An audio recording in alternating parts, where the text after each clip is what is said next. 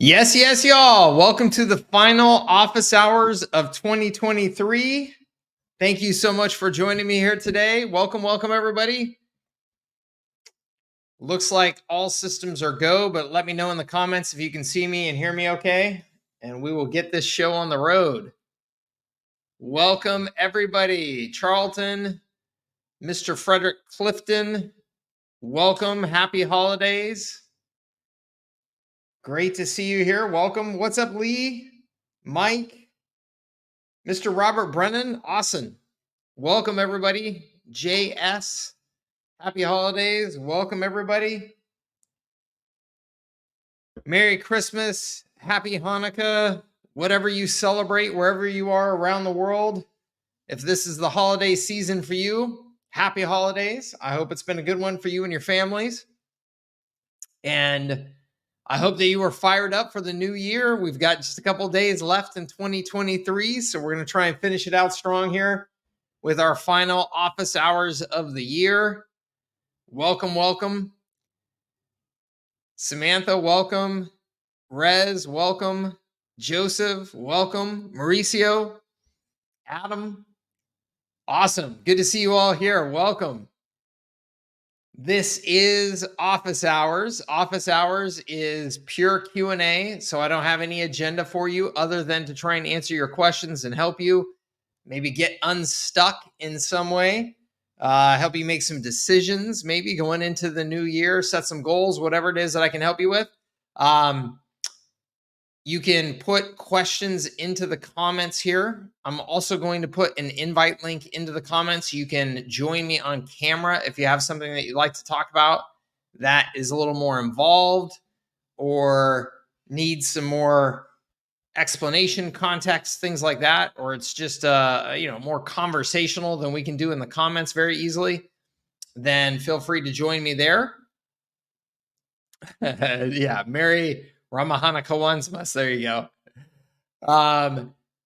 Let's see here. Does missed call text back work in Europe? I think that is tricky, and that is probably a country by country need to make sure that you know the answer to. In general, I would not count on missed call text back working in Europe, though. And I say that because from what I understand, text is much less utilized and much more expensive and much more regulated in Europe in general than it is in the United States. And so I would make sure that you really look at the rules specifically of the market that you're in. Okay. I would also suggest that you look at using the WhatsApp integration, because WhatsApp is obviously used. Well, I shouldn't say obviously. WhatsApp is used quite extensively in Europe and around the world, much more around the world than it is in the United States. So I know I've had really good luck interacting with many of my customers via WhatsApp now that HighLevel has an integration for WhatsApp. So I would look into that. But in general, I would say be careful with missed call text back in Europe. All right, before we dive into it here, I wanted to talk just briefly before we get into it about attacking our goals here going into the new year. Okay. So this is a time when many people are thinking about their goals. They're thinking about resolutions, maybe, if that's what you call them, whatever it is that you call them.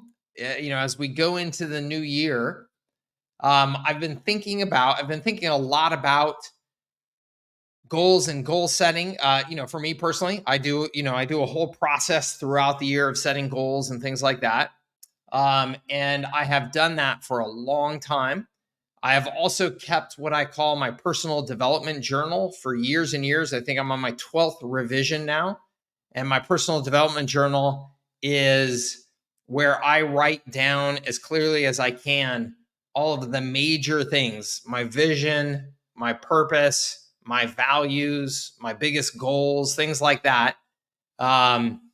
And like I said, I'm on my 12th revision. I only revise it when there's a major change. I only create a new version of it, I should say, when there's a major change. So as an example, when I had my kids, that prompted a major change in how I think about goals and life and time and all that. And so I created a new version. So I'm on like 12 of those. So I've been doing this a long time. I've been writing that personal development journal now for probably close to 30 years, which is pretty damn crazy.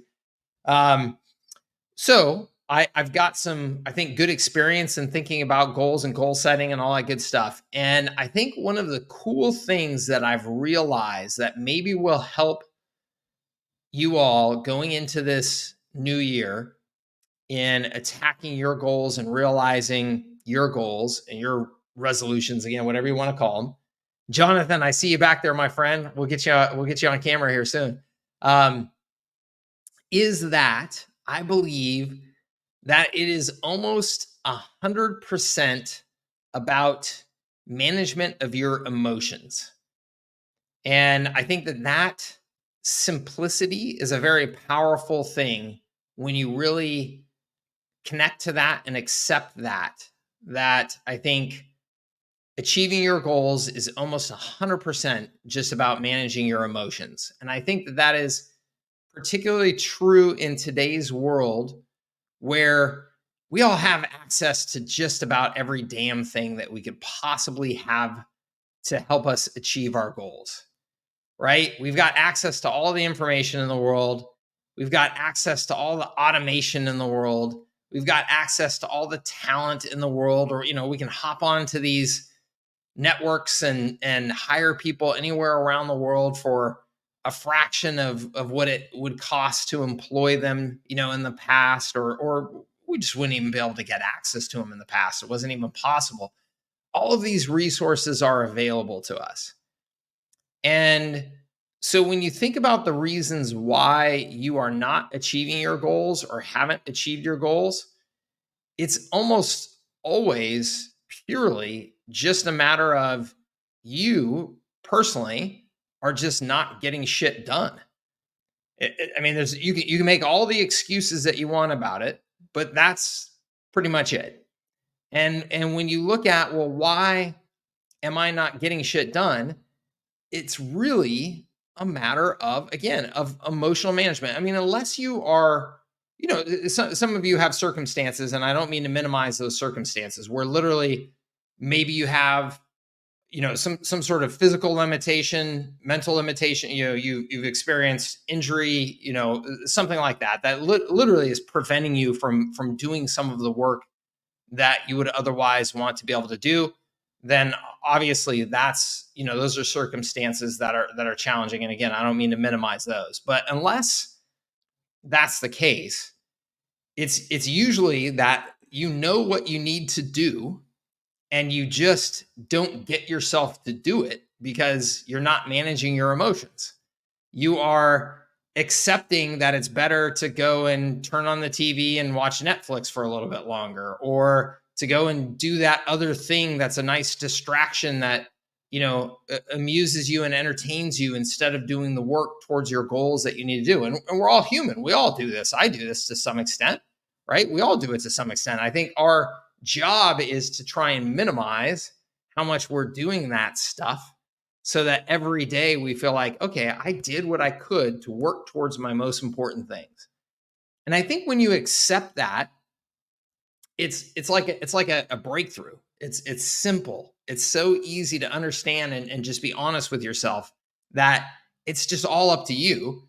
And if you're not getting anything done, again, you can make all the excuses in the world you want to. It's really just a matter of you managing your emotions to put one foot in front of the other to get the damn thing done.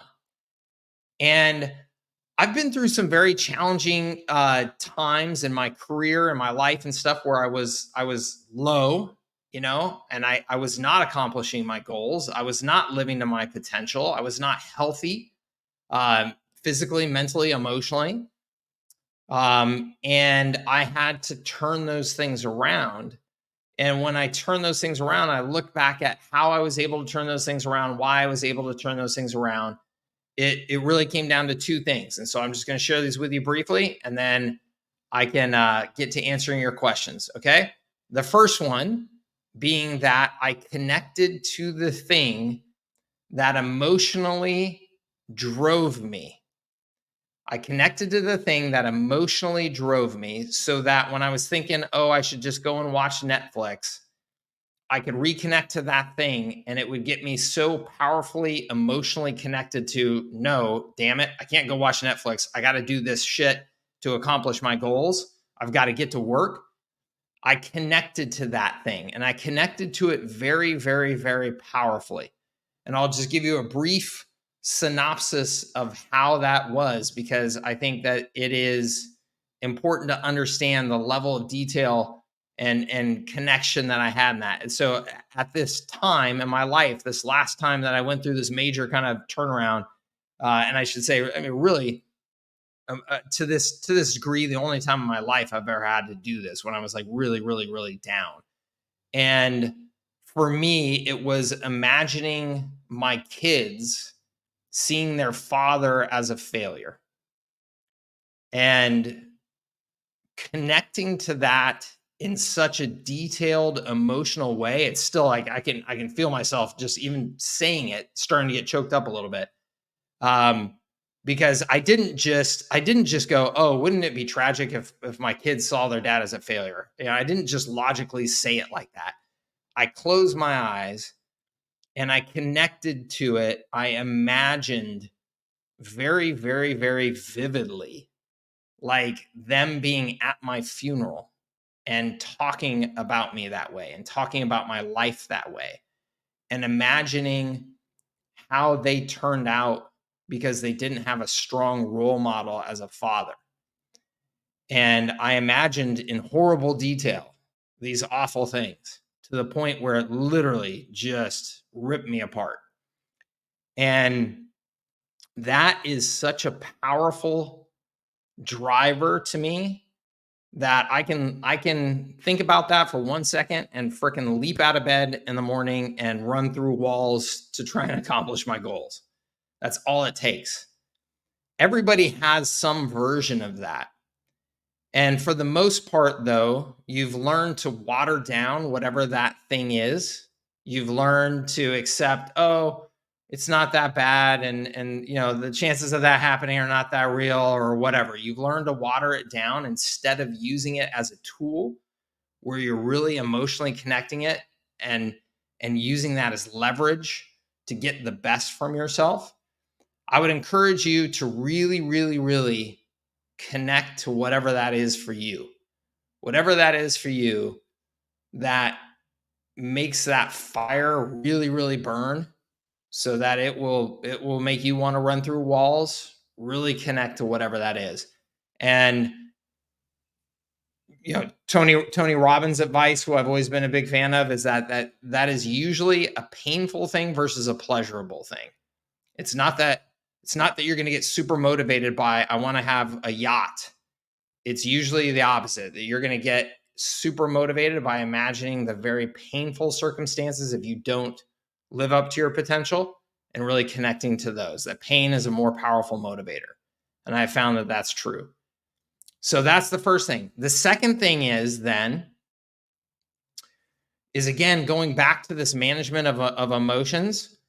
I believe that a lot of people, speaking for myself, when I was in that situation where I let my health go and all that type of stuff, I think that and maybe this is more true for maybe this is a male thing and a masculine thing. So maybe this is different for women. I don't know. I can only speak from my reality and my experience, but is that I think that at some point or another, you lose your belief in your ability to do the hard things that need to be done. And when you do that, you stop doing the hard things. You just, like, mentally, you kind of check out and you stop doing the hard things that need to be done. Building a business is a hard thing. Accomplishing those big goals that you want to do, there's hard things that need to be done.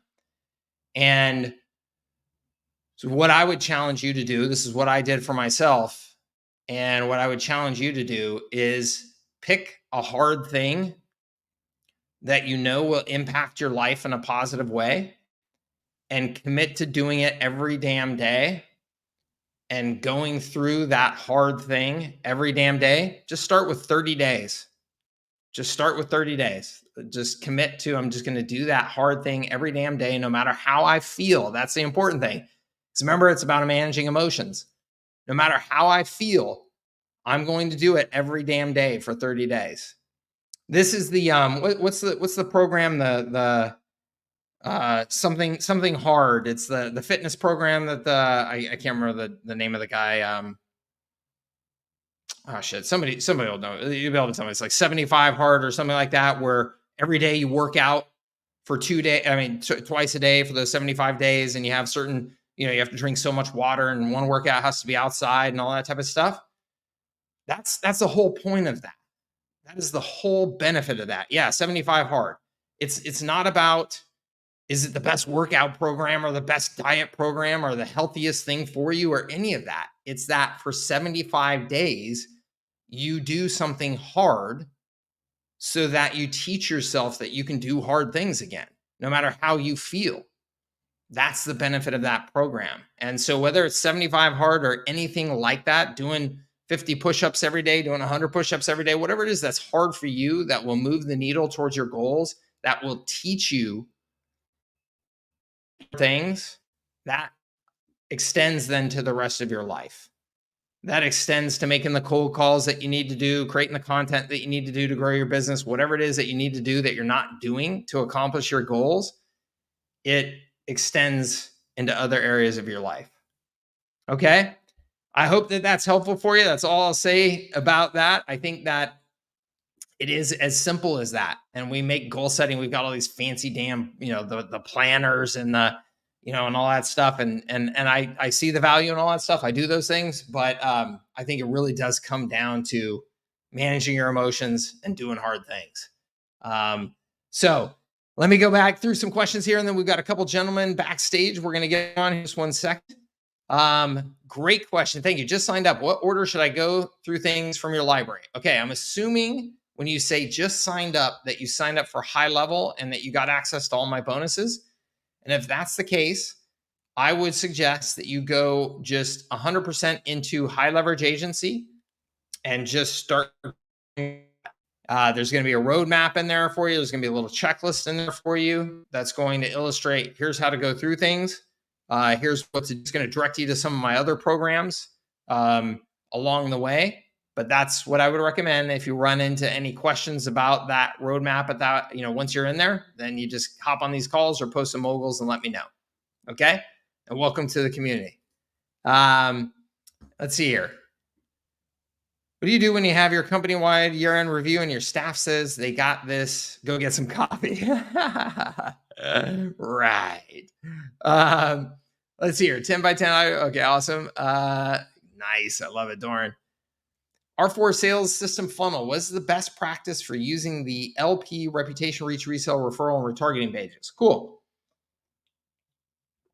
Good question. So when you are marketing your services as a marketing services provider, marketing systems provider, if you're following the R4 approach or any other approach, you have multiple angles that you can market towards, right? So you can to the marketplace about reputation and the importance of improving your reputation, protecting it, growing it. You can talk about the importance of resale and the marketing campaigns and strategies that go along with the resale. So you've got multiple angles and messages that you can be out there in the marketplace with. And that's important because different prospects in your market are going to respond to different things. So if you are talking about reputation, you've published an article about reputation, you've created a video about reputation, drive them to a reputation landing page because that's what they've been hearing about and thinking about. So you don't want to have a total mismatch in your messages. You don't want to send them to a page that's about something totally different. If they're listening to something about reputation, send them to a reputation page. It's going to be more likely than that you're going to get them to take the action that you want them to take. Okay, so that's why we have those different landing pages. Okay, what's up, Michael? Good to see you, sir. You kind of need to help solve the work schedule the same today, despite being the last day of work here, right? 9 to 5 p.m. I don't know that is true or not. I will be totally honest with you. But you can send it to help@servicesthatscale.com. Okay. And we will do our best. I will tell you, I'm just being completely honest with you here, and I'll be completely blunt with everybody here that's in my community and stuff, right? We don't have emergencies. There's nothing that we are providing to any of you that are emergencies, that are emergency level. You know what I'm saying? So I understand that it may be an emergency to you, and we will do our best to get to it. But nobody's dying because of our services. Nobody needs to get picked up in an ambulance and all that. And that's very much by design, that we are running a business where there aren't emergencies. So I say that because our systems are our systems. They're designed the way they are. If you want to have a scalable business that you love, you should see the lesson in that. I believe, though, that whoever that was, I think actually, because I think you've been messaging us for the last couple of days, and I think I've already responded to you and told you that it's taken care of, but maybe not. So make sure that you're looking at all your messages from us. Okay. Missed call text back works in the UK. Awesome. Thank you. The One Thing by Gary Keller is a fantastic book. I love it. What's up, Charles and Linda? Let's see here. Okay, awesome. Let's go ahead and jump into our gentlemen who are back on backstage here on camera. Jonathan, coming up here, number one. How you doing, my man? How's it going? I'm good. Good to see you. Look at those deer in the background. It's funny. I'm actually setting up a customer right now, and I'm in his office, and the setup took way longer than expected. So these are his deer. They're not mine. That's awesome. That's cool. How can I help you, sir? Yeah. Last time we talked, we're talking about selling more expensive services, not just a website hosting. Yeah. And so I've signed 2 clients that paid me for reputation management and missed call text back, stuff like that. Awesome. And I'm struggling with the setup. It is so much if you've never done it. Yeah. So just wanting to know if you have any sort of process in place, a checklist to go by to get these people set up. I'm almost done with the setup for both of them. Ran into some issues with HTTP registration, customers not having privacy policies and stuff like that. But if you have a checklist or a process to make sure you don't miss anything so that I don't have emergencies either when I'm going in my weekend or going, that makes sense. I don't really, only because I have left the specific service design of what exactly you're offering up to you, right? So I provide the broad frameworks on here's what you should provide, but the specific details of what you offer to one customer versus another are different, right? To one industry versus another. But so let's specifically, you said missed call text back. Yeah, the phone number is one thing, and then. So your challenge is just getting the missed call text back. First of all, just getting the number, right? Is that the challenge? Because otherwise, missed call text back is just a setting in HighLevel. I mean, it's super simple. So in terms of getting the number, Extendly, I know, has a free snapshot for helping you get compliance with the numbers. I believe that other people in this community have mentioned on these calls that they've said is actually really good. It's a free snapshot to help you get compliance. And maybe anybody on the call who has experience with that wants to type anything into the messages to help Jonathan out, that's great. That would be great. But so I would recommend checking with them. Once you have the number, I mean, setting up missed call text back, like I said, it's as easy as just kind of a flipping a switch inside of HighLevel. Yeah. What you do with that missed call text back, though, here we go. Charles Lena says extended snapshot has worked well for us with over 20 A2P setup. So love it. Thank you, Charles. Yeah. So I would recommend you check that out. Grab that.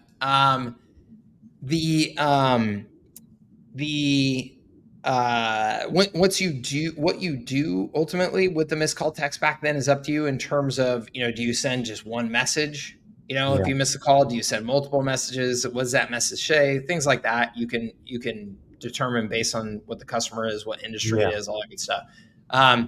Reputation is more challenging. Reputation, are you referring to just the review capture? Yeah. So both of the customers that I signed up, they have massive lists of past customers who've actually given my customers consent. So It's literally as simple as implementing or uploading the customers into HighLevel and then running a campaign with, like, 50 review requests a week for the Mhm. next year. What I would love to do though is like put a Zapier hook into their CRM. Like, they're using a very complex, like, phone repair CRM, something like that, where I Mm. could, as soon as the phone's repaired, that triggers, or adds a contact to a HighLevel, gives them a tag, and then puts them into some sort of workflow, review management workflow. That's the plan. That's cool. I mean, so something like that is, I was going to say, I mean, there's the integration part of it. The rest of it from a workflow perspective is pretty darn Pretty simple, yeah. straightforward. Workflow is not Yeah. the issue. Yeah. I don't know what what is it specifically that you feel like you need help with? That one you're just Yeah. worried about. What are the No, things that no, I may miss? Is that more? no. I think what I'm mostly worried about is there's so many people I can call to get business. The Yeah. problem that I have is my week only has 60 work hours, and I'm trying Yeah. to set up efficiently and in a Yeah. way where I don't have issues in 2 months. I'm kind of like struggling to have enough time in the day to set it up all myself, and I'm Yeah. maybe needing to manage and maybe find new people to help me set up. Yes. Or should I do it myself for the first couple and then probably create a process and hire? Yeah, so this is a fantastic question and conversation. I think this is very valuable for everybody. Yeah, So there's a couple things. One, you're experiencing you're experiencing, I think, what the mics of the world experience when they're starting a business and doing something like this, in that I can go out and sell. You can yeah, go out and sell. That's yeah. not your challenge. And so then you sell, you make promises, and then you're like, uh-oh, now I got to deliver, That's kind right? of fulfilled. Exactly. Yeah. And so you've got some of these technical challenges of the delivery that you've got to figure out. So one, I think that where you're at right now and the pressure maybe that you feel around this Yeah, is the healthiest thing. love it. It is what most people on this call should aim for, Love it. which is you actually have paying revenue generating customers that now you have to deliver. And there's the scramble to deliver. There's the scramble to, oh my gosh, now I have to learn HighLevel fast so I can Fast. get this going. Okay. This is the pressure that everybody should want. And unfortunately, the pressure that way too many people find themselves in is the pressure of, oh, I've sat around for 6 months learning and diddling around with HighLevel, and now the pressure is I don't have any damn revenue. Now what do Yeah, I do? Right? That is a far worse pressure. So the yeah, pressure that we all want is we just found customers who want to pay us, and now yeah, we've got to deliver. Okay? So it's a good thing. So I know it may not feel like a good thing right now, but it's yeah, a good thing. yeah, So my recommendation is a couple of things. One, we have always got to be thinking about standardizing our services and our service delivery, productizing that service and service delivery. So, as much as possible, you want to nail down here is what I offer specifically with the details and the boundaries so that you don't end up delivering something new to every single customer. yeah, And in these first handful of customers, I love you being as actively involved as you possibly can, even if you yeah, don't have any plans on being involved in the day-to-day service setup and delivery past that. And the reason why I say that is I just think that there's tremendous value from you as a business owner getting your hands dirty and understanding enough about this stuff that you have the confidence that if you find yourself in this situation again, you're like, this is the hard things I was just talking about. I know I can do hard things. I know I can dive in and I can pull an all-nighter and HighLevel if I have to and figure this damn stuff out, right? yeah, Like, I think that's very valuable for you to have that experience. And then what I would recommend, I would actually, so we already talked about Extendly. I'm a yeah, fan of Extendly. I would probably talk to them and say, hey, look, what I would like to do is I would like to set up a standard snapshot for my customers yeah, and have your team do the install of the standard snapshot. And based on their experience, they'll have a lot of best practices on hey, here's what we recommend in the onboarding process to make sure that this goes really smoothly and that you dot all your I's and cross all your T's so that the customer has a good experience and there's not any variables that, you Yeah. know, that are unexpected that hit us in the process. So I would recommend that you engage with somebody like them. They're very affordable, Yeah. um, and have somebody like that you start to have on your team for doing these setups, because then you can just focus like crazy on sales and marketing, Yeah. right? And I have so many cool ideas for content and sales and marketing Yeah, I'd love to get to. There's yeah, just yeah, there's no way I could do that right now without, I mean, yeah, I get up early, early, and I get home late. So yeah, just trying to make the most out of the day, which, yeah, we use yeah. Extendly. Look at that. I love it. I've only talked briefly with HL Pro Tools, which, from what I understand, has a similar offering. I'd Yep. love to hear what Extendly does. From what I know is that you can basically buy a package per month, a couple, maybe 1,000, 2,000 a month, and they do the onboarding for you, and they act as your support. So I don't have Yeah, to. you can have them act as your support. You can have them do installs for you. Okay. I think that you can pay like on a to some degree or another on a per install basis rather than having to pay Monthly. thousands of dollars a month at least to get started. I think that there may be some flexibility in the options there. Okay. But yes, they will act as essentially your high level kind of technical arm of your team. Yeah, And this goes to then how do we scale the business from here? that was my And next question. Yeah. yeah, what I've always done and that I recommend is that your first hire then when you're ready to add somebody to your team is this technical jack of all trades Yeah. person that will be your leader in terms of using HighLevel on a day-to-day basis, setting up HighLevel, um, and working with your customers on a high level and working with Extendly on Okay. making sure that they are continuing to refine that package of deliverables that's in that snapshot and how you guys are doing it and how you're communicating in your onboarding process. So they'll be, the lead person on that going forward. Yeah. And then over time from there, you kind of depending on what your personal ambition is, how big you want to grow the company, how much, profit you want to be focused versus growth, all that type of stuff. You kind of, you know, do another sales or marketing person, another service staff, another sales and marketing person, another service staff. It Okay. kind of goes like that for a little while. But like I said, you'll figure that out in terms of Let's cross the bridge when we get there. yeah, exactly, Like exactly. the thought, my plan, and I would love to hear your thoughts. I want to get probably like 20 customers, at least 300 a month, Yep. preferably 500 a month. That would leave me, with about 10,000, between 6 and 10,000 a month in reoccurring, and I would charge between 500 and 1,000 setup. So that would be the 10 to 15,000 in setup fees, and that I could do that by myself. And as soon as I have the 20, I have enough capital to actually fund. And I'll probably have to work a lot and refine the processes and get my hands dirty. But I think I could do 20 by myself. Maybe it's too ambitious. Um, I and don't then think from so. there, yeah, No, I don't think so. I think that's great. yeah. And I Yeah. have enough people in town I can go visit in person, which is super easy to sell them and Yeah. explain to them. That's There's at awesome. least 20 here. So, yeah, that's it for today. That's awesome. Good man. I'm glad to see you trucking. And like I said, the problems that you're running into are good problems. So just Love just it. keep on trucking. Love it. Thank you, Mike. Awesome. Thank you, sir. Good to see you. Good to see you. Russell, my man.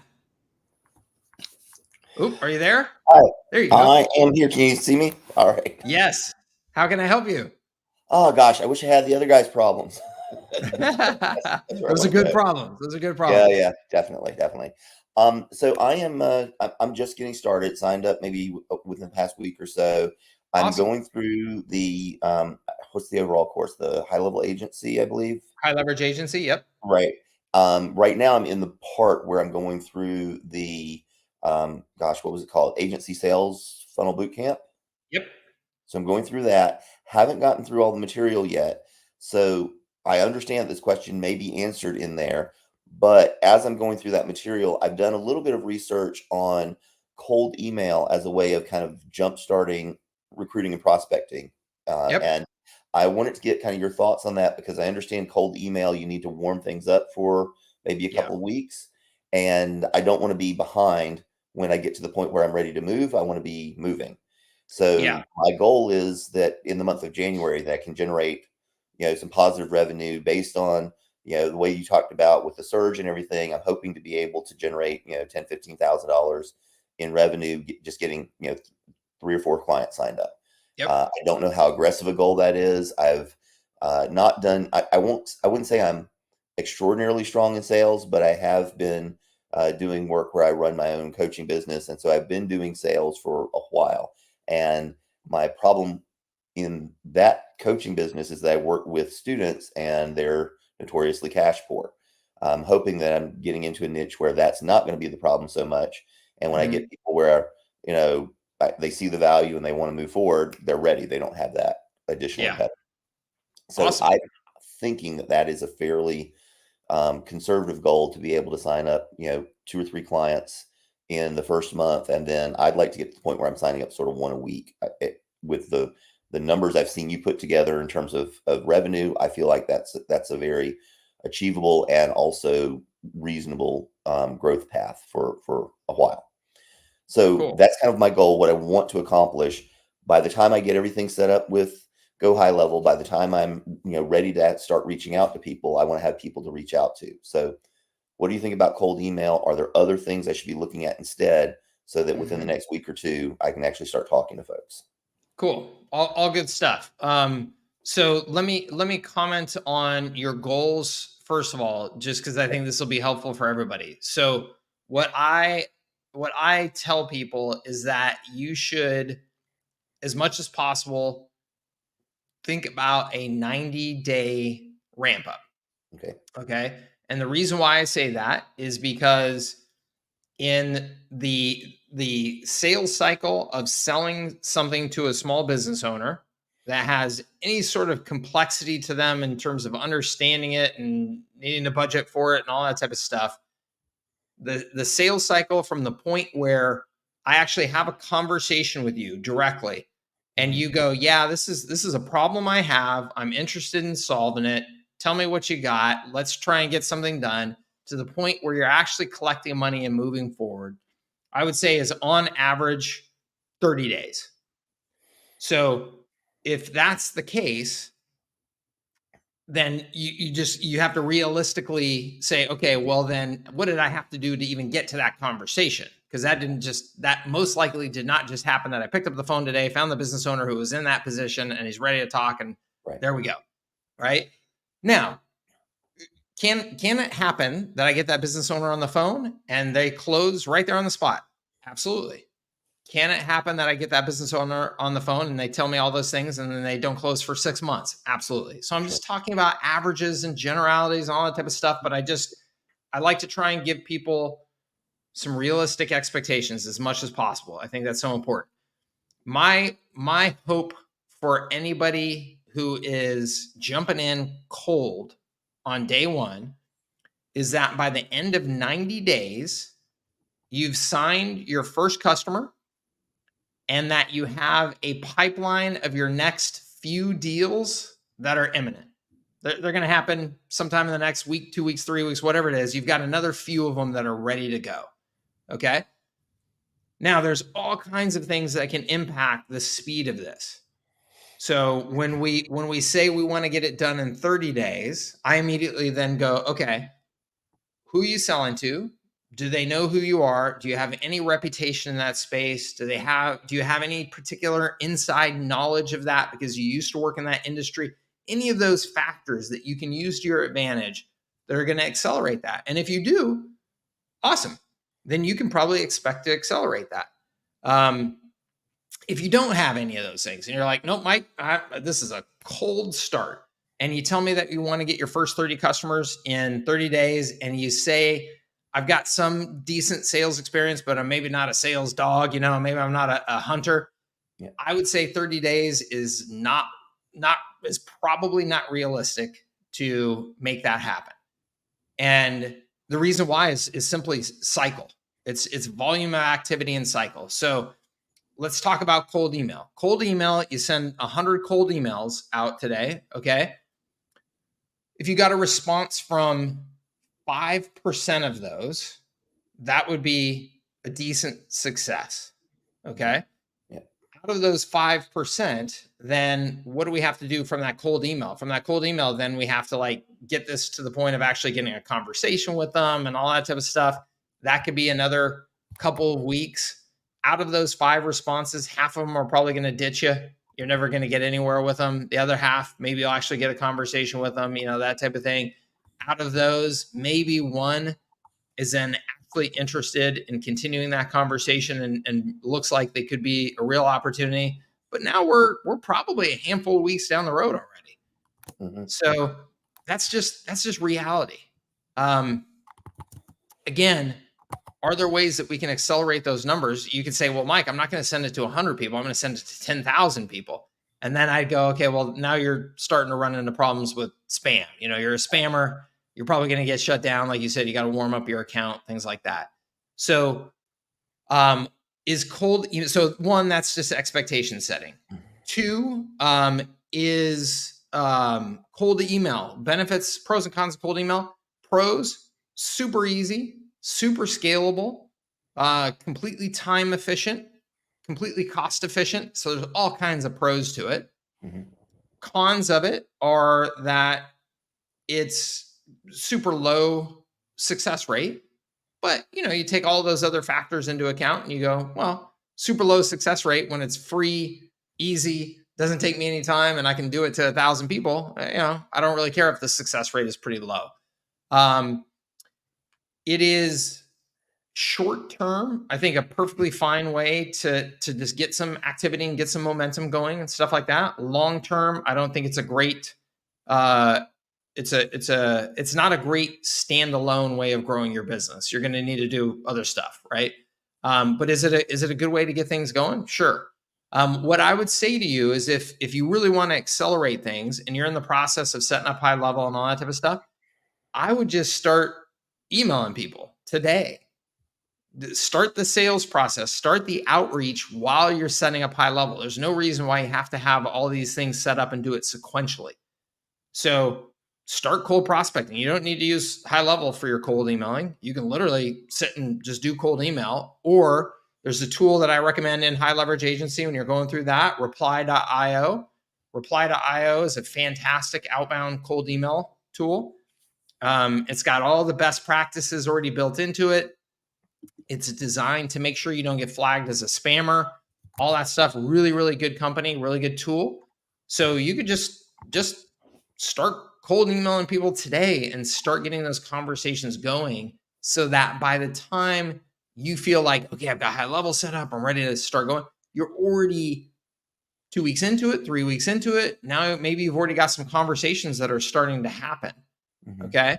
And as long as you're decent at sales and you're decent at sales scripts, you can have those conversations before you ever have, there's nothing about having HighLevel set up that you have to those conversations, right? I mean, today, if I didn't have HighLevel at all and I got you on the phone as a business owner, I'd say, hey, yeah, great. Thanks for the opportunity to chat. What I do is I help businesses like yours accelerate their growth with proven marketing systems. Curious right now, XYZ, what do the script, what are you doing to market your business? What challenges have you had? That type of stuff. So you don't need HighLevel setup to do any of that. And then hopefully what happens, you prove me wrong, somebody buys right away. And now you've got Jonathan's challenge that we just discussed, which is, now I've got a paying customer. I've got to ramp up this HighLevel thing fast. And that's a good problem to have. There's lots of people that can help you with HighLevel. Lots of people out there that for a handful of $100 will set up that customer and set up their snapshot and get you going and all that stuff so that you're not, just alone trying to figure that out. I would much rather you just get busy selling, so that you can generate that demand. Does that help you? It does. So there was a few things in there. You mentioned software, reply.io. Are you familiar with Instantly? That's kind of what I've been researching a bit lately. I'm not. Okay, fair enough. Then in terms of emailing, does reply.io help you with generating your email list, or am I doing something else manually where I'm kind of prospecting for those cold email addresses? I'm super confident they will have options and integration. I mean, shoot, we could even just hop on there real quick and I can see. But if not, there are all kinds of service providers that will help you with that. There's some really good ones. I can't remember the name. I've been meaning to connect with them that I met at the HighLevel Summit. And maybe anybody who was at the HighLevel Summit that knows the name of the guys that had the great booth set up there where they were demonstrating their prospect generation tool that they just feed right into HighLevel. I thought it was really impressive. So I've been meaning to follow up with them. But there's so many resources out there for you to get business owners' names and email addresses and all that stuff. So definitely, just take advantage of those. Do a little bit of research. Post in the HighLevel Facebook group and ask, like, hey, what are people doing to find lead lists and stuff like that? You'll get a bunch of responses. Rez is saying white label suite. That might be the case. I was looking into them a little bit today. I think they do things where you can get sort of 1,000 leads a month for whatever, and okay. So it was. I think it was white label suite. Thank you very much, Rez, for putting that in there. Yeah, it was white labels. Oh, look at that! I'm on a video right on their homepage. So these guys, I was impressed with. I thought that they had a really nice solution, and it was affordable and all that stuff. Yep. So I would definitely check that out. Rez says their customer facing one is Comment Suite. So cool. So I would definitely check that out. I think it looks good. And then reply.io, I know we'll have other solutions for you if you decide that you need something else. These guys are really good, though. I started working with these guys probably at least 10, 12 years ago when they first started this business. And they've just done really, really well. So it's a great tool and a great service to make sure that you're following like all of the best practices of outbound email prospecting. Because I got to tell you, I will just tell you as a warning, right now, there are a lot of people in the agency space right now selling that cold outbound prospecting is this wonder drug that's just you're gonna turn it on and your business is gonna grow like magic and all that type of stuff. And all you have to do is send 100,000 cold emails a day, because we can show you how to do that by setting up 40 fake accounts. And good Lord, people, please, when it sounds like a bunch of BS, it is a bunch of BS. You're being sold something. Keep that in mind. And you use your judgment. Okay. You do not want to sacrifice your business on day one by doing things that are spam. Okay. And by the way, what 10,000 business owners do you even have to email? Like, why would you, who would you be even emailing? I mean, if you're trying to sell, I couldn't get the names of 10,000 business owners in San Diego that were niche specific to what I'm looking for. Like, you're not going to get that big of a list if you're actually focusing in on, here's the market of people that I'm actually going after strategically. Mm-hmm. So just, take a more realistic approach. So sorry, that was a long-winded answer to your question. No, that was really good. And in terms of those numbers, you were talking about initially, it sounded like out of, let me go back to where I was taking notes. You said out of about 100 cold emails, you might get about 5 people to respond, and maybe you book calls with half of those people, and then maybe one is a good prospect that you might be able to actually close. Does that number sound about right? That about a 1%. I honestly, I could be totally off. You could totally you could completely change those numbers by who you're targeting and the approach that you're taking. Right. But it's cold prospecting, and cold prospecting is a numbers game. No matter what anybody anybody tells you, and the numbers tend to smooth out to some averages that tend to be consistent. So if you are doing cold outbound prospecting by cold calling, which is really similar to cold emailing, right? It is, it's somewhere in that range of like 6% of people you'll actually get, any sort of conversation with, and maybe 1%, and maybe one of those then actually turns into a qualified prospect, not even an opportunity, but a qualified prospect. So somebody that you had a conversation with them and they go, yep, yeah, I'm a chiropractor. Yes, I have, 20 employees. Yes, I spend money on marketing. Okay, you're a qualified prospect. Now, is it an opportunity? Totally different. Do they think that they have a problem? Are they interested in solving that problem? Do they have budget to solve that problem? Well, then now they may be an opportunity, right? Those that's what changes it from qualified prospect to an actual opportunity. Right. So the statistics are just they're terrible.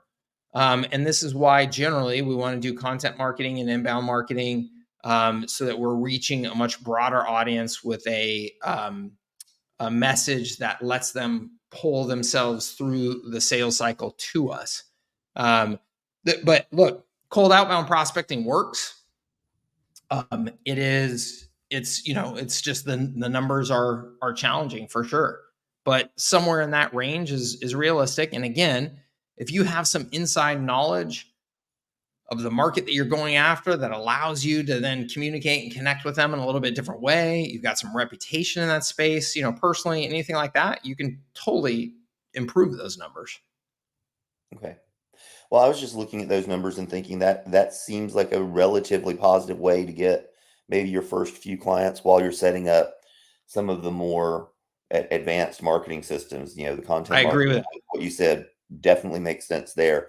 But I mean, if we're talking about 5% of people kind of raise their hands and respond to a cold email, and we're talking about maybe putting out 1,000 in a month, for example.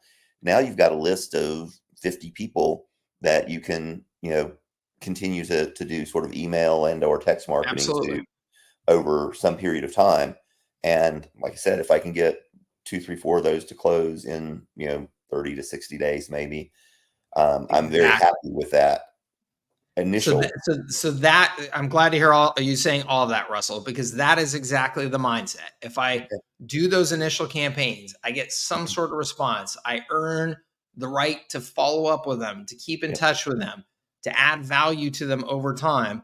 Then that's exactly how you build that top of funnel that I was saying. When you get to that end of the 90 days, you've signed the one, or maybe you signed the 2 or 3, but you also have the 3, 5, 10 that are up there that you've been keeping in touch with during that 90 days. You've shared some resources with them. You've sent them some videos with some cool best practices, and now you've got that top of pipeline that you've got more deals imminent. You're building momentum. And that is exactly the right mindset to have, because most things will not happen on the first contact. Very, very little is going to happen on the first contact. It's all about that keeping in touch. Now, with that in mind, would you advise? I've heard you speak on kind of both of these principles. It seems like um, going through and doing kind of the audit surge and trying to get a good chunk of money up front and then have a recurring revenue behind that, or would you advise something more like giving away the store a little bit, get them in the door, and then show them, hey, here's a website that I can set up for you, and it can do this, $100 a month for that. But now once you see what this can do, let me show you what it can also do. And now, you can literally tell them when you're signing them up, listen, this is a free website for $100 a month, but I guarantee you within 2 months, you're not going to be paying me $100 a month. You're going to demand that you pay me more because of what this website will be able to do for you. And you're going to want that functionality on. So I'm a big fan of both, and I'm a big fan of all of the above. And I think that what you start with and how you start and stuff like that is largely based on your experience, confidence, skill set, all that good stuff. Good enough. So if you're saying, Mike, I'm total rookie at all this and I just need to get some momentum, man, then I would say, hey, start with some of these foot in the door offers that are easier sales and they're just going to get you some momentum. And there's absolutely nothing wrong with just focusing on that for a period of time. I would say that as you get more mature in your sales and marketing knowledge and skills and things like that, then take the R4 as an example. The R4 is designed that once I get you on a call, I can have a conversation with you where I can respond to the challenges that you're expressing, that you're facing, the pains that you have and the challenges that you have. Because if I'm in a conversation with you and you go, man, we just need a new website, man, our website sucks, then I can say, awesome, look, we can get you going with a new website right away. And it's super simple. But if you say, yeah, you know what, we've got this big mess, a hodgepodge of different systems, and we're not really getting any marketing done because none of them are talking to each other and all that, well, then I can go, oh, great, we actually have a complete solution for you that we can put these, marketing systems integrated in place. Mm-hmm. So you have the ability to sell from multiple different, possibilities, right? You have a lot of flexibility there. So what I try and get people to understand is that your marketing message should be super focused. Your sales messaging can actually be quite broad. And what I mean by that is if you're just cruising around on Facebook today and you see an ad that is just generally about marketing systems, that's kind of vague. I got to slow down and think about it. And is this something I should even be tuning into or not? Versus if you see something that goes free website for chiropractors, that's like, oh, got it. My brain just immediately goes boom. So that's the difference between a focused message in marketing or a broad message in marketing. And because you're just cruising through Facebook, we need to be as focused as we can. Right. So I love you having those focused foot in the door offers out there all the time. They're great to have out there all the time. But once you get somebody on the phone, now you're in a sales conversation. I've actually got you on the phone. I got one-on-one time with you. You've probably committed a half an hour mentally to being there on the phone with me. So we can actually broaden that message out and have more flexibility in our approach, right? So that we can actually diagnose, hey, here's the pain that you're experiencing. Here's the solution that's actually going to be best for you. So ideally, that's the way to think about it. And I would, again, it's kind of your experience and your confidence and stuff like that. What you need to get moving and feel good about is what I would start with. Okay. A lot to work on, but I appreciate the advice. I've got a little checklist here. Awesome. Along with the checklist you already provided in the materials there. So yep. Really, really great stuff. Great stuff. Awesome. Thank you, sir. Keep me posted. Cool. Will do. So, all right. Happy New Year. Office hours every 2 weeks? Office hours every week. Office hours will be every week. And we just had a break just because of the holidays and stuff like that. Sure. But no, we'll be back on track with weekly. Well, that gives me a lot to do for coming back next week then. Awesome. I love it. Thanks. All right. Let's see here. Rez, how are you, sir? Hi, Mike. How you doing? I'm great. How are you? Coming to you from London. Oh, fantastic. Welcome to the call. How can I help you? Awesome. So I'm probably closest to Jonathan in terms of where he's at. The only difficulty is I've just turned 30, so I'm kind of a millennial of sorts. So this stuff comes quite naturally to me. Cool. I've built a physical business for the last 8 years. It's in the fitness space. So I run 2 very successful fitness facilities. Awesome. About 60K a month, which is good. I can't help but I came across Alex Hormozi and he said something about what Russell Brunson told him about level 10 skill set and a level 2 opportunity vehicle. And watching a lot of your videos has been cutting very deep about customers and clients and scaling talent. And that's kind of been the battle. I've been somewhat successful at it, but it's just something that I've known long term is just not going to scale at a level. Yeah. The only thing that you can do with fitness is go horizontal. It's like more sites, which adds complexity. And then you're dealing with staff and talent and it just does not scale. So I've known this for a while. Have been using Go HighLevel through a mentorship that I'm a part of and became familiar with it, and over time, I'm naturally my biggest strength is marketing and sales, but I've had to get good at operations. Once I started playing around and go high level, I realized the agency and mentorship I'm part of, they're not leveraging it correctly. They're just using like a very, very small percentage of it. And soon I started like fiddling around, realized I don't have the authority to do a lot of stuff. So went down the rabbit hole, came across yourself, etc., etc. I'm a agency pro. I've got the whole agency package, everything. Cool. So I guess the question that I want to ask is, I've got a lot of social proof, clout. I've got a big social media following. I want to enter the consulting space. I was looking at your HLA product package design, and I was trying to figure out what would make the most sense. If I'm honest with you, I'm making enough money for me not to get too turned on by getting 20, 30 people. I don't need to make 10K. I already did that. I'm already doing that.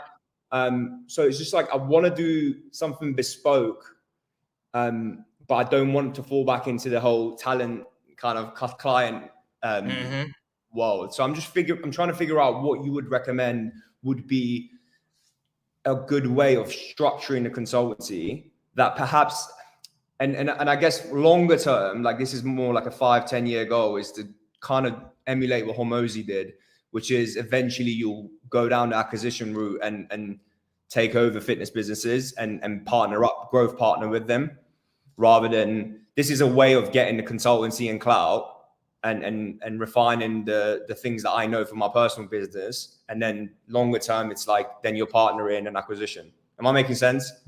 Yeah, absolutely. I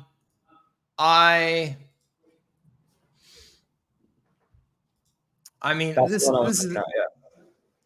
is a big question to answer on a call like this without digging into it.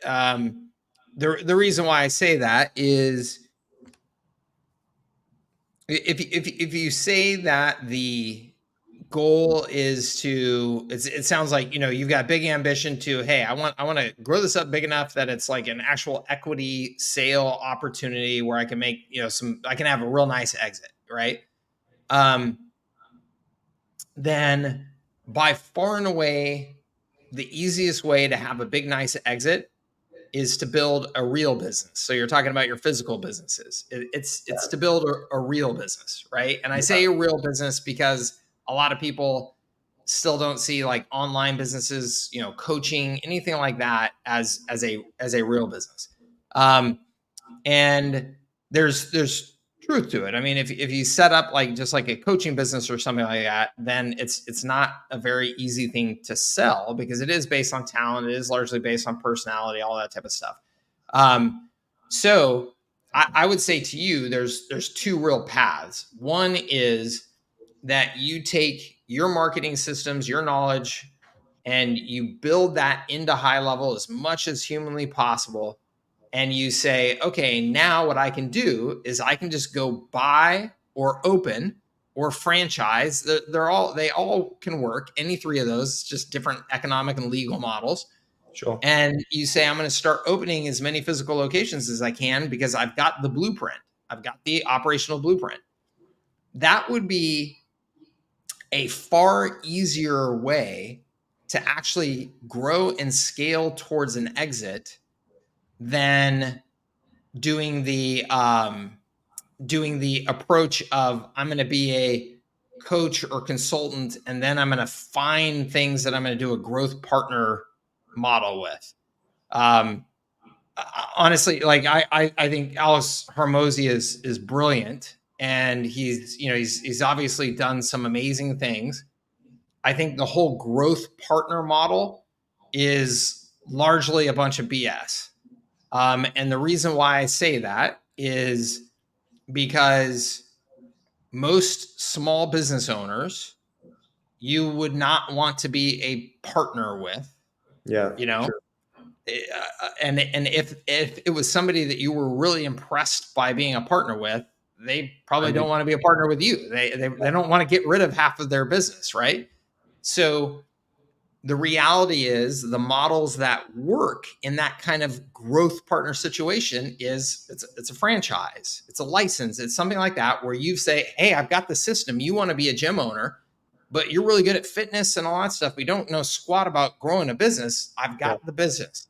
So those are proven models. They're reliable formulas. Franchising, licensing, growth partner is that's a really, you know, kind of cool thing to be slinging around out there that I think is, like I said, it's mostly BS. I'm not saying that it hasn't worked for some people, and I'm not saying that it can't work in some circumstances. It can. But I think that the reality is if you said, hey, Mike, I want to get the business to $50 million and get an exit, I would say it sounds like you have a great formula going. Just reproduce the formula. Just go. Yes, there are going to be problems and challenges with having more locations, but there's going to be problems and challenges with any business. So pick your problems and challenges. You've already got a proven formula. Replicate it. Find some fitness guys out there that are hustlers and say, look, for 20% of the business, you know, you get my proven blueprint, and we're all going to make a bunch of money 5 years from now when we exit. Like it's a proven formula. So that's my first answer. If you say that that's your goal, if you say that I would rather do it though with the high level and sharing what I'm doing without opening up all these multiple locations and all that type of stuff, then what I would say is that the whole bespoke custom coaching, all that type of stuff is absolutely not the way to do that. The way to do that, again, you're going towards this exit that you want to have. The way that you go towards an exit with this model is you take something completely boilerplate, you sell it to them at $497 a month or $997 a month, and you get as many gyms using it as you possibly can, because now essentially you have a software business.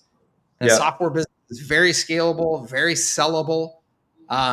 And so that gets you to that exit thing that you want. Again, that in-between bespoke coaching thing, like that type of thing, I think, clearly you can make money doing it. I mean, with your experience and your background, you can probably go out and sell some $25,000 coaching packages and make another, $500,000, $1 million here in the next year if you want to. No question about it. But does that move you towards your goal? No, I don't think so. So you just have to decide which of those you want to do. There's nothing wrong with going out and making another $500,000 or $1 million doing some coaching. If that's what you want to do, awesome. If you want to go the scalable, I want to build something that's an equity and actually sell it, I think that you need to go one of those two routes I described, or you're kind of wasting your time. Yeah, I think that's to be honest with you, I think maybe I didn't explain at the start correctly, but you went down the routes that I'm currently on. I think I'm probably going to do both, because I think it's a no-brainer out with regard, because the industry I'm in is unfortunately the vast majority of people that start fitness businesses are fitness people, not business people. Yeah. The technicians that own businesses, so they haven't got a clue about running a business. So the whole equity piece to a trainer is genius, because you let them do the fitness side and you run the business side. So I'm that's naturally from a facility perspective what I'm going to continue doing, and kind of put them in autopilot. The secondary thing is what you touched upon, which is it comes down to essentially that, and you said this in various videos, and that's why again it cut deep, is the margins, right?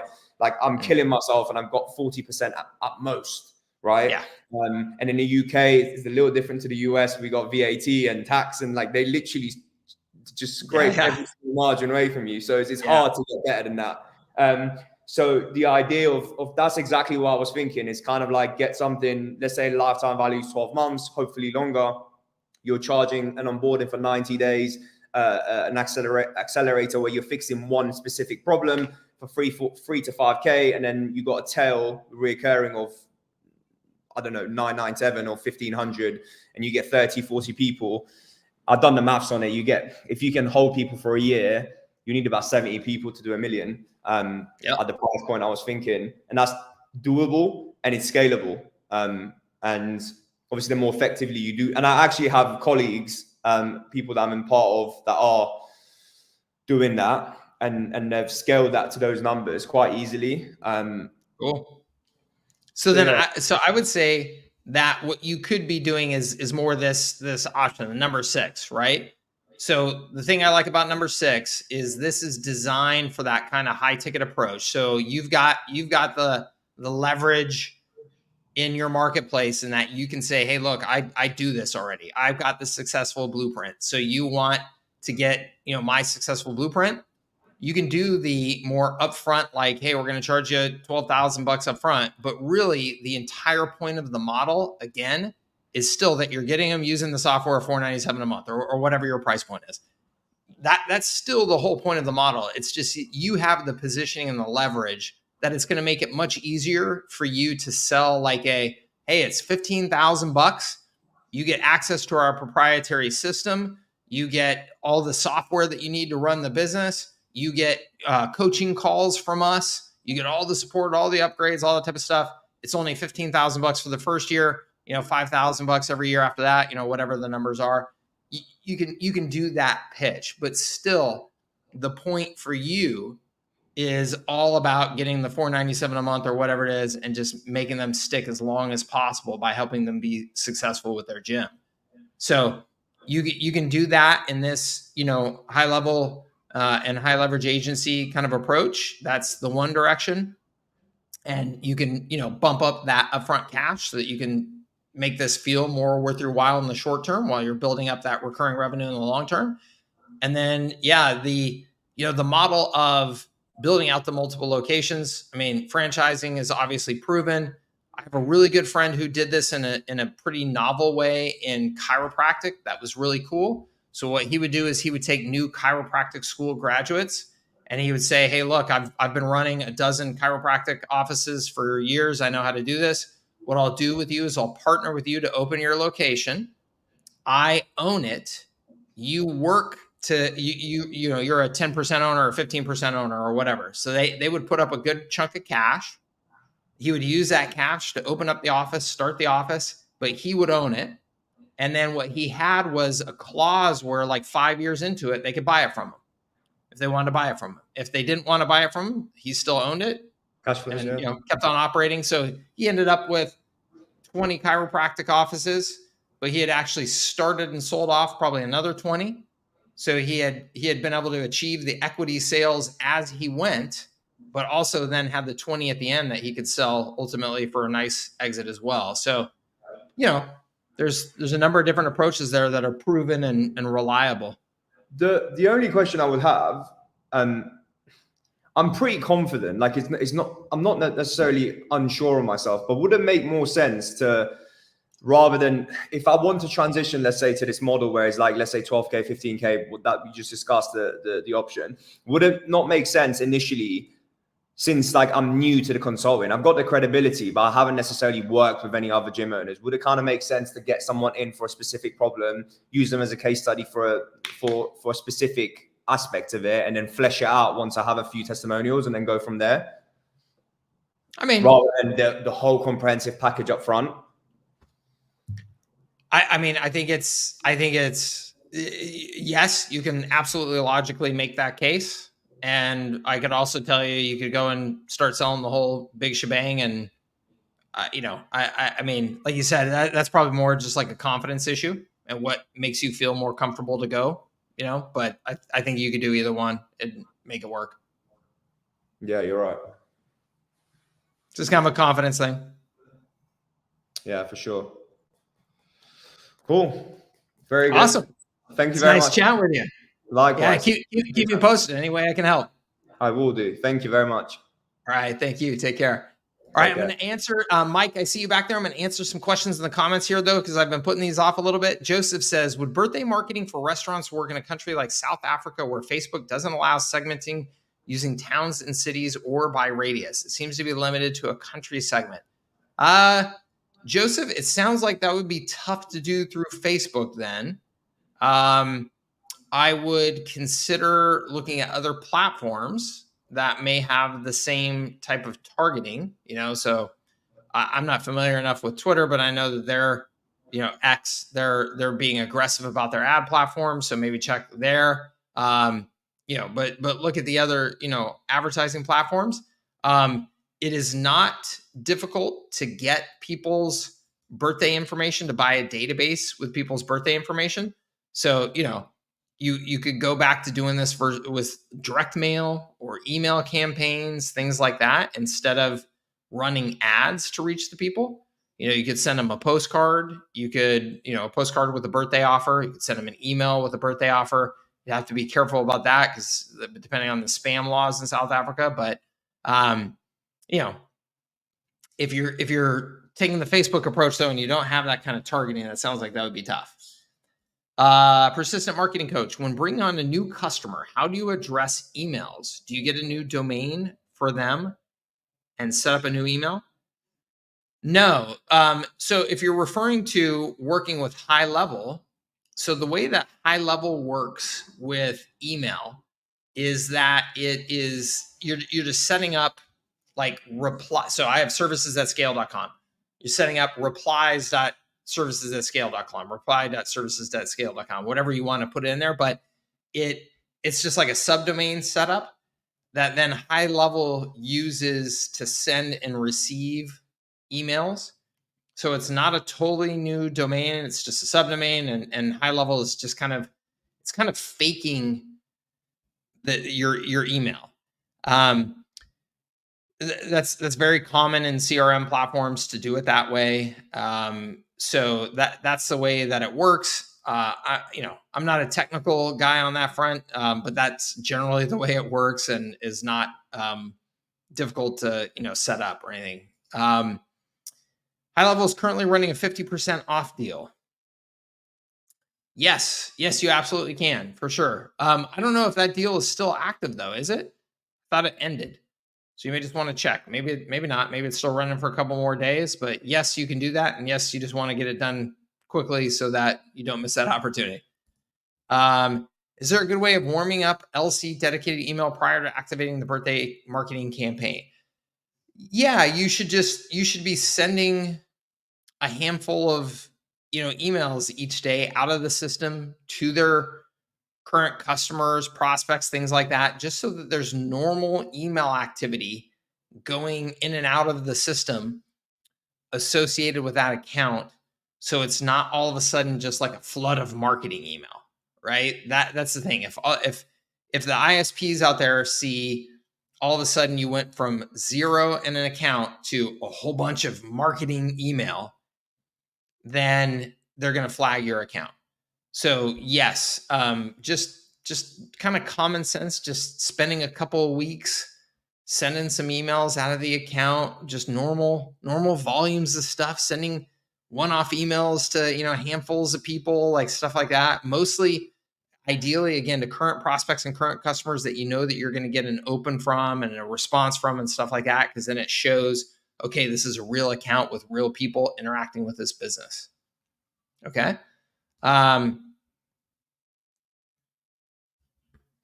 Is there a list of products or services you recommend in a list format that would be good lead capture deal? I'm not sure. You're going to have to ask that one again. I'm not sure what that means. Do clients pay for setup fees or expect it to be included? Mike, this is negotiation, right? So the way that I teach you to sell in my training, is that you should always have a setup fee. And the reason why is because at the very minimum, it's a great negotiation tactic that you can waive the setup fee, but that you should always get when you give in sales negotiations. Okay. So if I'm going to waive my setup fee, I want a longer commitment from you. Or if I'm going to waive my setup fee, it's because you've upgraded to a bigger package or, something. So you're always doing that negotiation, right? Give and receive thing. But I always suggest that you have a setup fee in place, even if, again, it's just for negotiation tactic. Some businesses are going to squawk like crazy about having to pay a setup fee.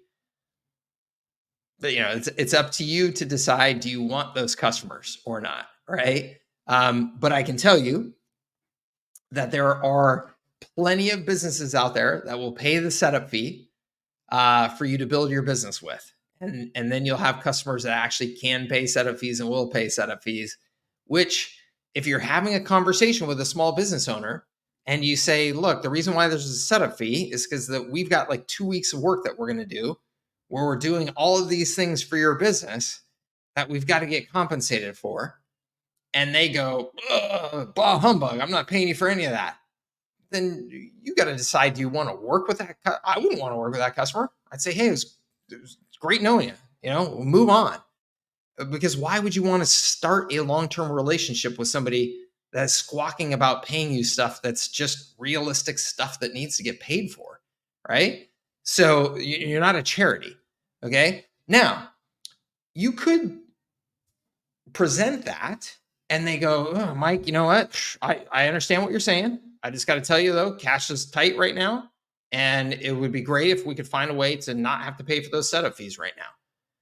That's a more reasonable, somebody's having a reasonable conversation with you. And that's where the negotiation begins. You can say, hey, no problem. Right now, we just have you, we're talking about month by month packages. But if you could commit to us for a year, then we can waive that setup fee because it makes sense to us because we know that you're going to be a customer for a year and you're not going to cancel. And so that way we can make the math work out on our end. How's that sound?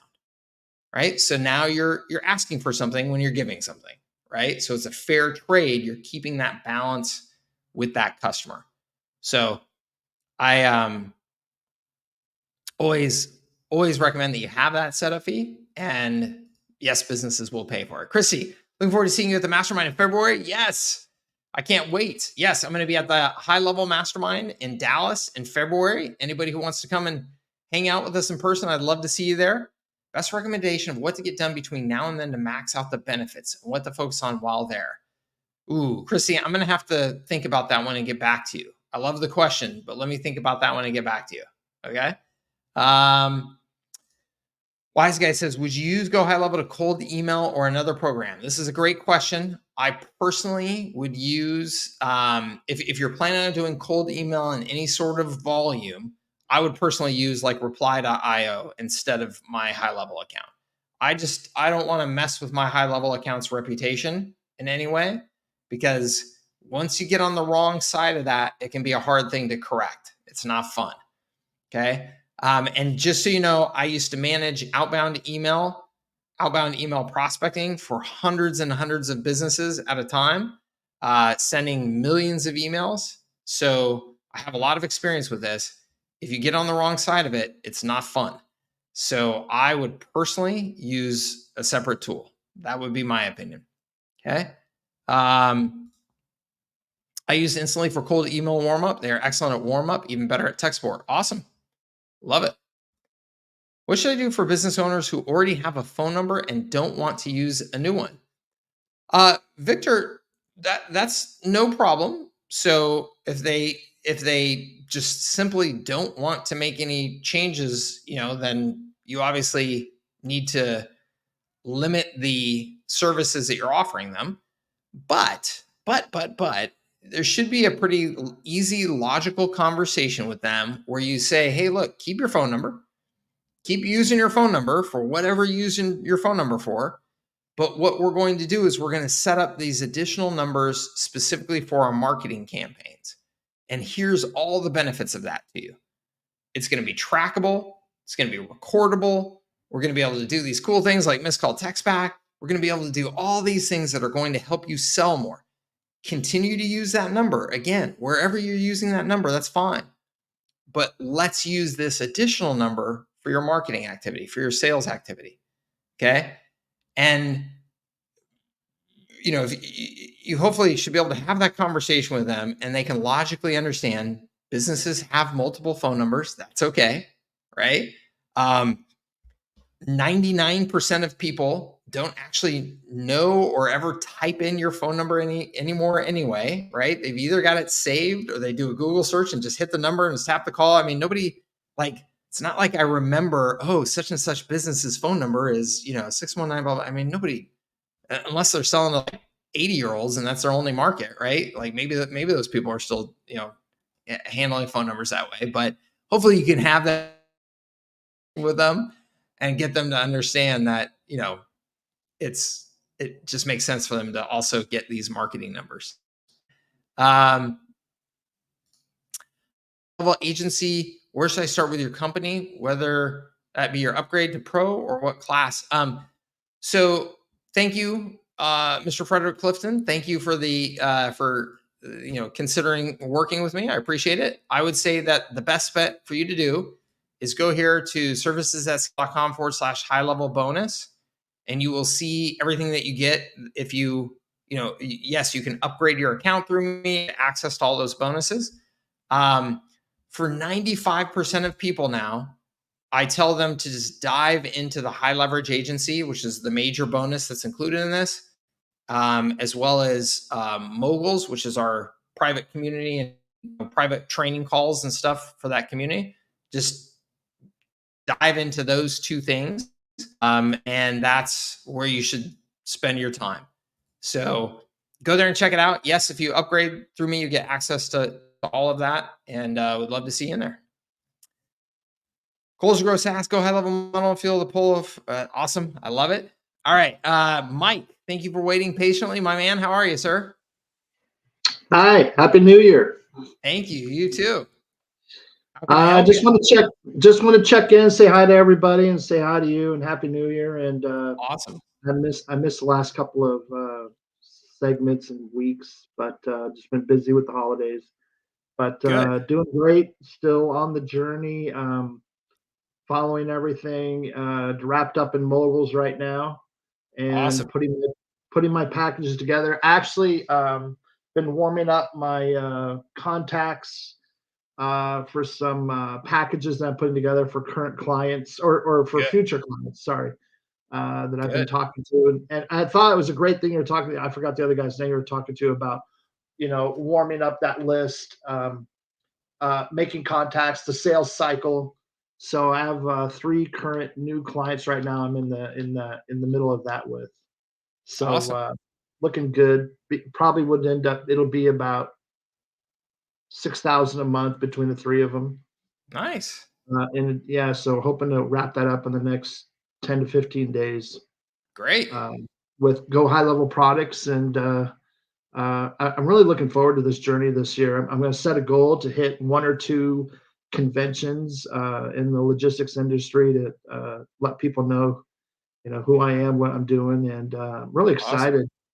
Awesome. I went back to one of my old clients and said, hey, we got this new thing, missed call text back and reviews, and he got super excited, and so just going through the process, man. Add new business for 2024.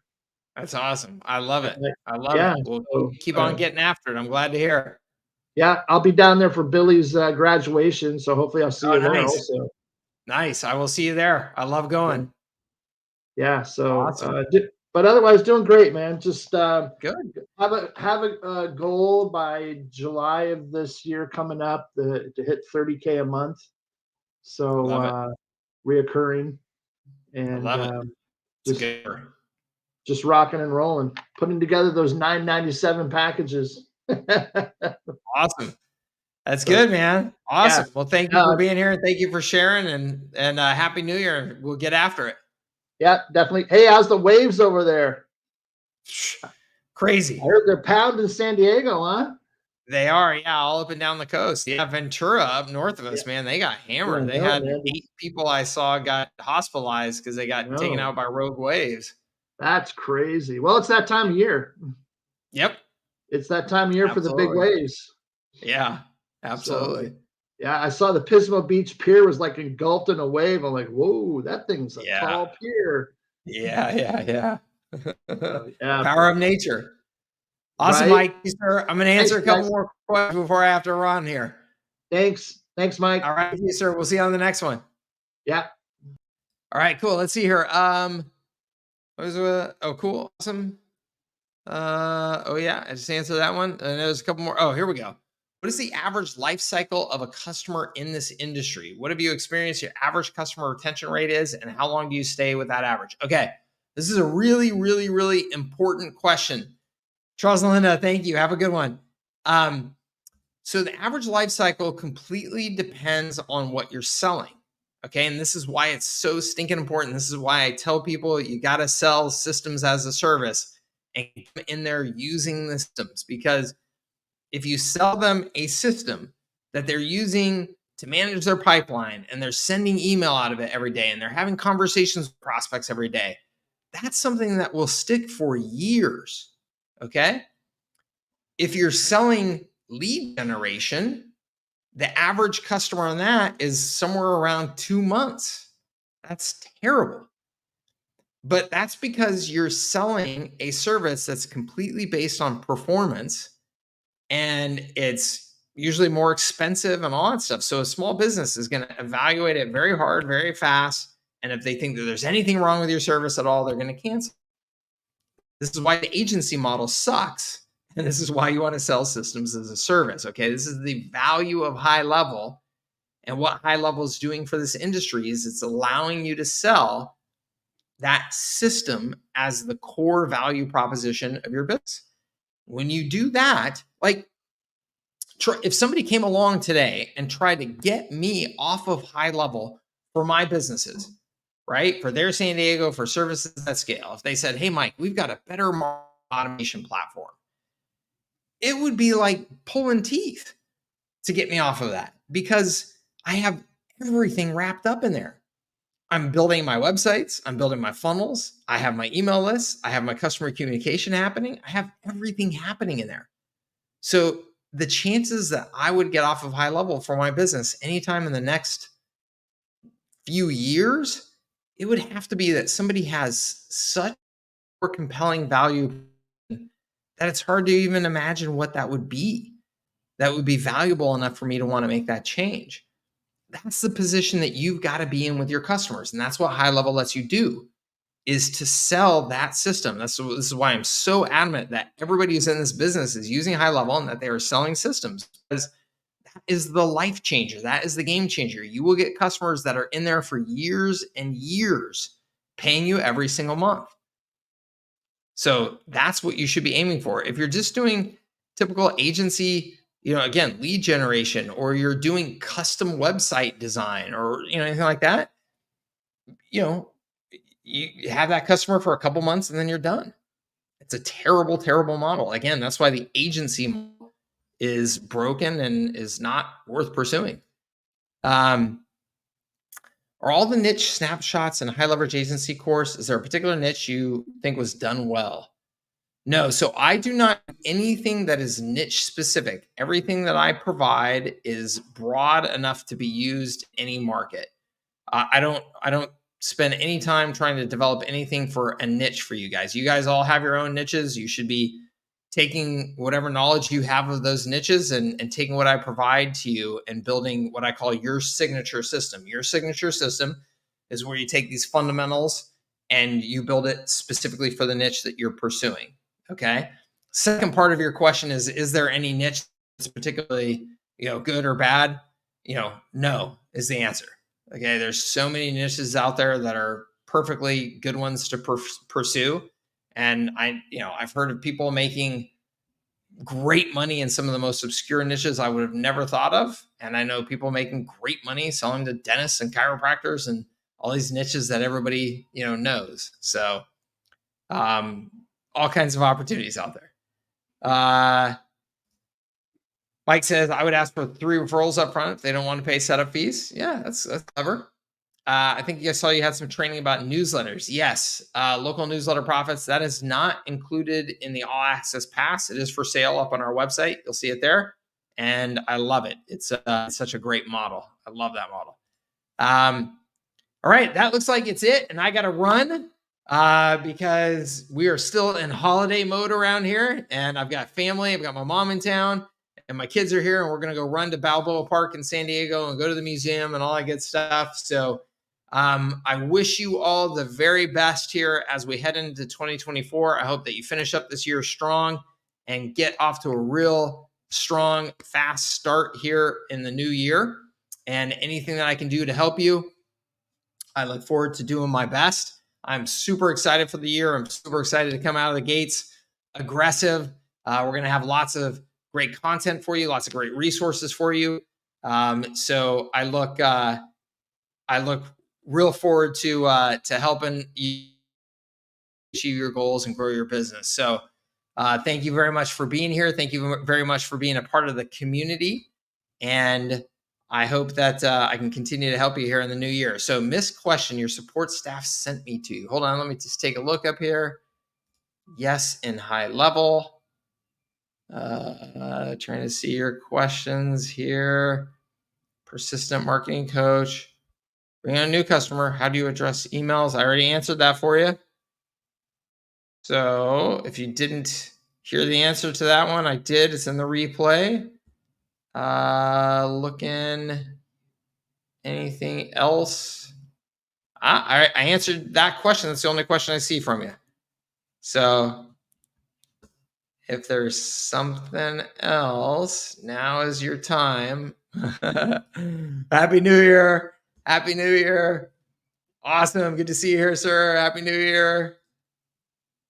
Thank you very much. Awesome. You too.